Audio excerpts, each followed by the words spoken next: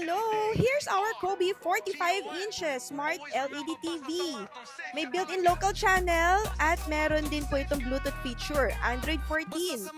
Tara, tignan natin kung paano mag-scan ng TV. So first, puntahan po natin, ayan, pindutin po natin sa remote control ang source button. Once napindot po ang source button, itapat lang po dun sa may sensor sa babang TV. Nakikita nyo po yung TV, ayan, and then click OK. And then, click po yung menu. Okay. And then, punta po tayo sa channel. And then, click OK.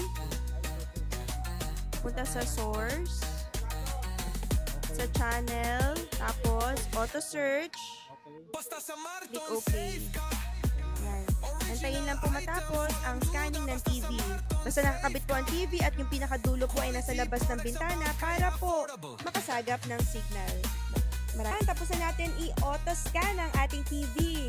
Ayan, makita nyo ang GMA ngayon at ito po ang iba't ibang channels na available sa ating TV na nasagap po niya. Sige. Yan, TV5. So napakalinaw po, depende po sa ating area.